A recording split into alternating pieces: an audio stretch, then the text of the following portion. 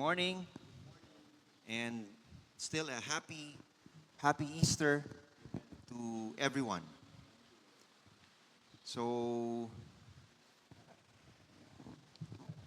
for my reflection po for today, I just want to start or at least look into the scriptures for today and going back to our first reading in Exodus chapter 20. And of course, we all know this, no? Kasi lagi ho natin tong binabanggit, especially during Lent, which is the Ten Commandments. And of course, it starts with, Then God spoke all these words, I am the Lord your God who brought you out of the land of Egypt, out of the land, out of the house of slavery. You shall have no other gods before me.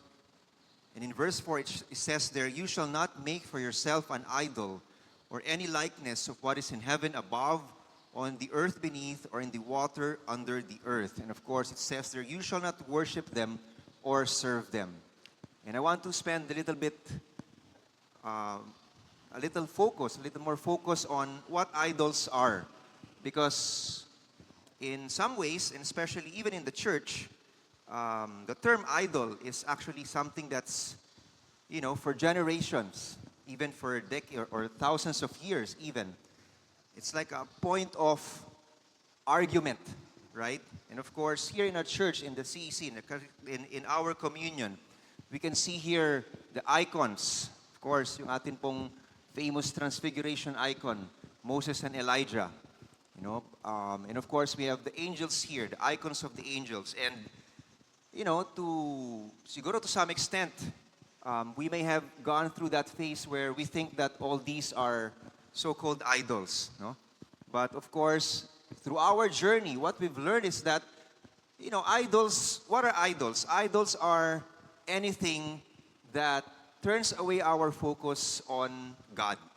Yun lang naman po yun eh. And siguro to be even more specific, an idol is something or someone wherein if we emulate them, we emulate a different kind of person other than Jesus Christ.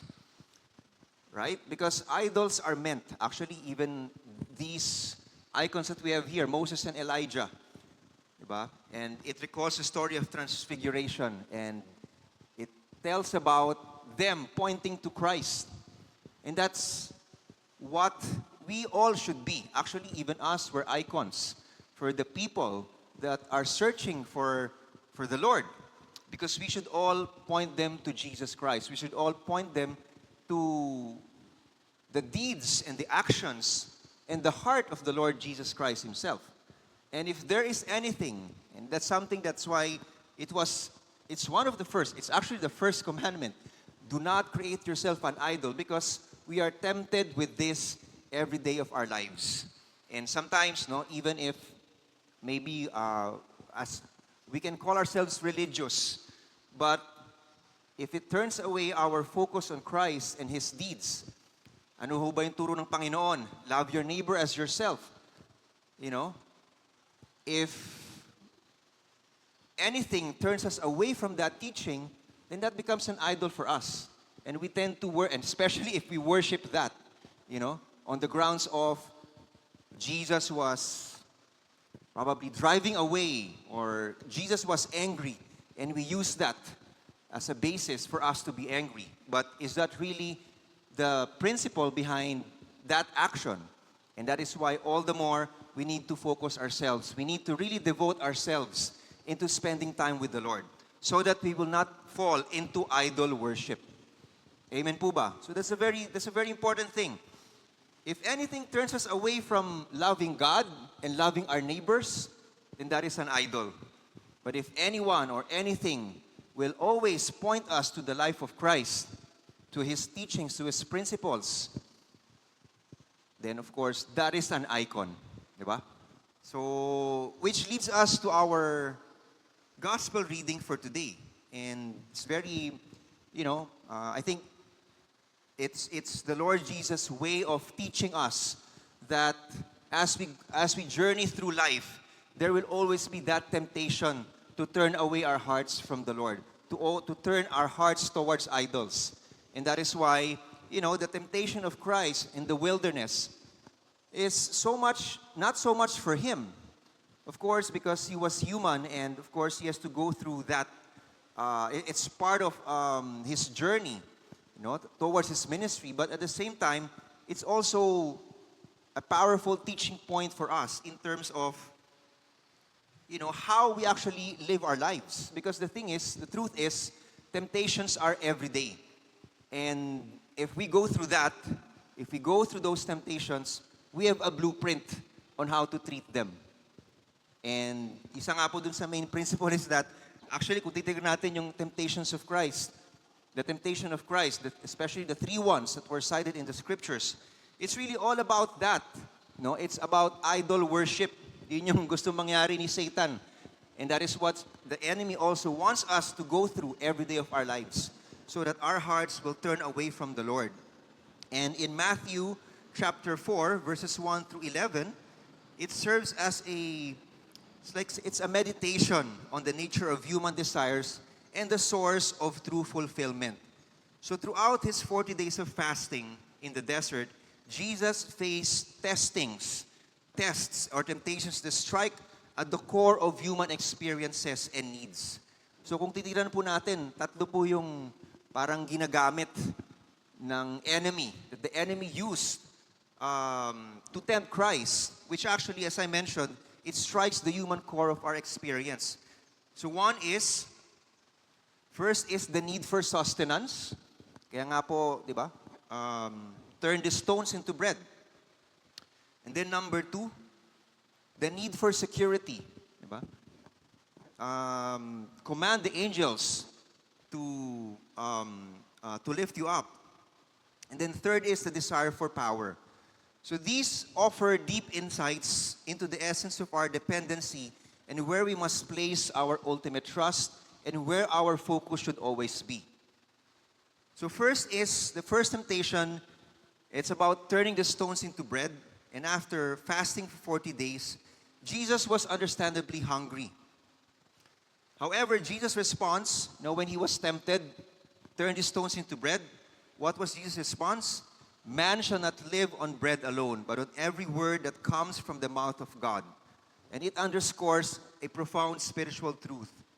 While physical nourishment sustains us, it is God's word that truly nourishes and gives life meaning. This teaches us that our identity and security should not be primarily founded on material provisions, but on our relationship with the Lord. So it boils down to, where is our identity founded? And the thing is, yung basic sustenance, no? When we feel, or there are instances in our lives when we feel we are lacking. And that's actually the most effective time that the enemy will tempt us, because those are the times where we look for other source other than the Lord. Diba? So that's a reminder for us that when our basic need for sustenance is, if there's scarcity there, if there's lack there, where do our hearts turn to? And then number 2, the temptation of security and self-preservation. So the second temptation challenged Jesus to throw himself down from the pinnacle of the temple to test God's promise of protection in the scriptures. This temptation addresses the human need for security and preservation of life. In refusing to test God, Jesus affirmed that placing God in a position to prove his love or fidelity misrepresents the nature of trust and faith. And this is the thing, this common thing as well for us, especially when self-preservation is at the helm. Parang, Panginoon, patunayan mo naman yung sarili mo sa akin. And a lot of times we fall into that trap. But the thing is, the Lord is teaching us here, Jesus is teaching us here, is to trust consistently and to trust diligently. Even if, our very own self-preservation is at stake.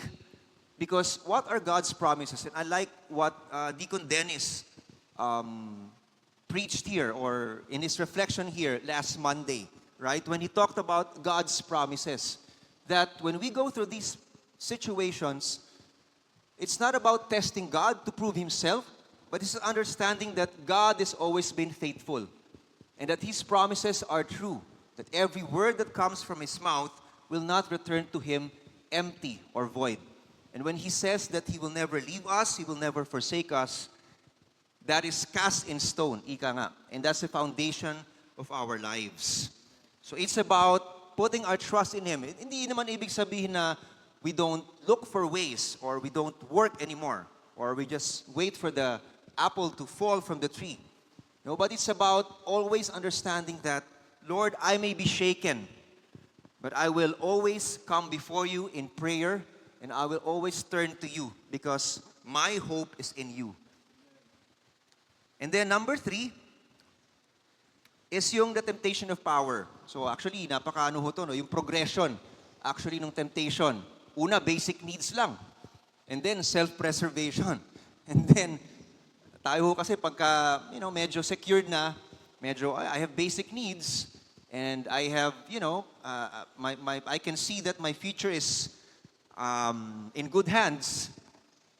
Then the next thing that we turn to is power. The ability to control, the ability to control things in our lives. And that is also a core human, human identity, the temptation for power. And in this temptation, it's to gain all the kingdoms of the world. And that's what the enemy presented to Christ. If only he would bow down to Satan, confronted Jesus with the allure of earthly power. So this temptation touches on a deep human craving for control and authority. And Jesus' response was, worship the Lord your God and serve Him only. And it reflects a commitment to the divine order and the understanding that true power lies in spiritual authority and integrity and not in worldly dominion. This reminds us that our pursuit of power should not overshadow our devotion and service to God. In essence, when Jesus said, worship the Lord your God only, what does it say? What is worship? Worship is service. Diba? Or at least one of the main principles of worship. When you worship the Lord, how do you actually worship Him? You worship Him through service.